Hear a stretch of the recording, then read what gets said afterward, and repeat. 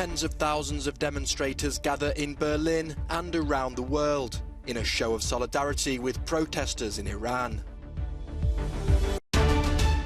Giorgia Meloni has been sworn in by the Italian president, becoming the country's first female premier and the first far-right leader since World War II.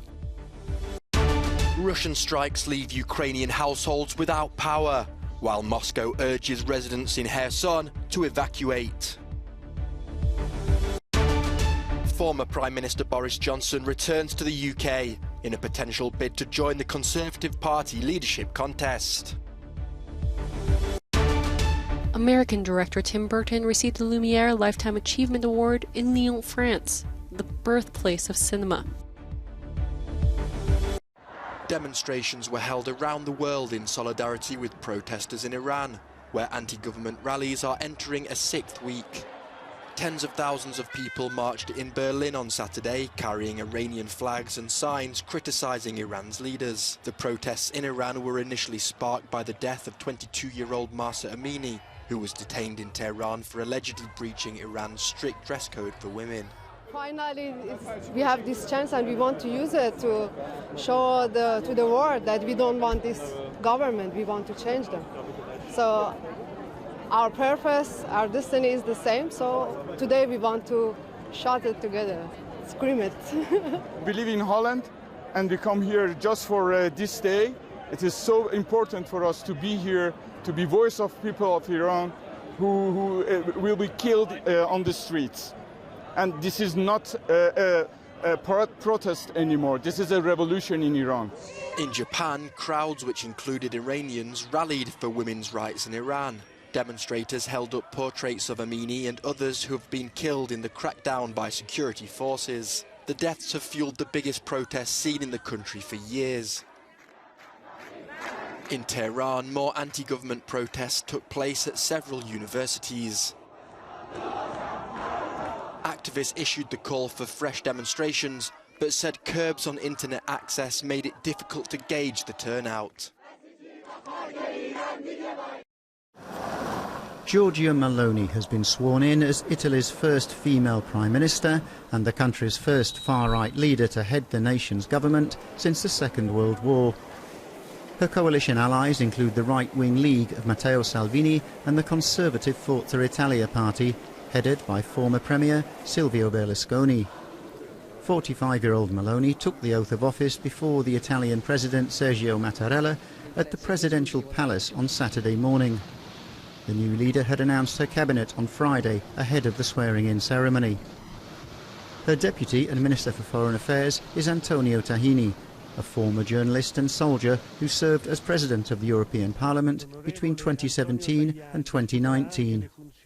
Although Meloni's Brothers of Italy party won the election, taking 26% of the vote, she still needed the support of Matteo Salvini's anti-migrant League party and former Premier Silvio Berlusconi's Forza Italia to form a coalition. Their parties polled 8% of the vote each in the election that saw a record low turnout. And although they'll all be working together, there have already been tensions. Berlusconi and Salvini are long-time admirers of Russian President Vladimir Putin. Meloni staunchly backs Ukraine in its defence against the Russian invasion. Fresh Russian airstrikes targeted energy infrastructure in western Ukraine on Saturday. President Volodymyr Zelensky has accused Moscow of firing 36 rocket missiles, which he claims has left over 1 million homes without power. It comes as Russia looks to intensify its assault on Ukraine's power stations, water supply systems and other key infrastructure. Russia's defense ministry has reported that its forces had repelled Ukrainian offensives in the eastern regions of Luhansk and Donetsk and the southern region of Kherson. A Kremlin spokesperson reported that over 130 Ukrainian soldiers had died, while 2 tanks and 9 armoured vehicles were destroyed in the fighting. Kyiv says 2,000 Russian draftees have entered the Kherson region to bolster units on the front line. Russia-installed authorities in Kherson have urged civilians to leave immediately, ahead of a potential Ukrainian advance. The region was illegally annexed by Moscow in September. Experts say Kyiv is looking to drive Russian troops out of Kherson in what could be one of the war's most crucial battles yet. Former UK Prime Minister Boris Johnson cut short his Caribbean holiday to return to the UK on Saturday, ahead of a potential bid to replace his replacement, Liz Truss, as leader. Johnson was forced to leave Downing Street just 3 months ago, after being ousted by his own government amid a series of scandals and controversies. Current leader of the House of Commons, Penny Mordaunt, was the first candidate to publicly declare that she is running for office. On Friday, she took to social media promising she could deliver a fresh start for the Conservative Party. Boris Johnson's former finance minister, Rishi Sunak, is the favourite to be named the next UK Prime Minister. Media reports suggest Sunak has already received enough nominations from Tory MPs to pass the threshold required to stand for leader. Candidates must secure the support of at least 100 Conservative MPs by next Monday afternoon. If 2 or more contenders emerge, party members get to cast their ballot online next Friday. China's 20th Communist Party Congress wrapped up on Saturday, with President Xi Jinping set to gain an unprecedented third 5-year term. The Congress, which takes place every 5 years, includes roughly 2,300 party delegates who meet to reshuffle the country's leadership and set its national agenda for the next 5 years. During its finale, China's president said, "I now announce the victorious closing of the 20th Congress of the Communist Party of China." The ending of the highly choreographed Congress was also marked by the country's former leader, Hu Jintao, being led out of the closing ceremony. The 79-year-old was sitting next to Xi when he was led away by 2 men. No official explanation was given. The Congress also marked the election of a new Central Committee, a group of around 200 members that leads China's ruling party. The breakdown of this group has not been revealed, but Xi is widely expected to be reappointed as its general secretary. Thousands of demonstrators marched in cities across Germany on Saturday to demand a fairer distribution of government funds to tackle the energy crisis. Protesters took to the streets of Berlin, Dusseldorf, Hanover, Stuttgart, Dresden and Frankfurt. Inflation in Germany reached 10.9% in September, its highest level in over a quarter of a century.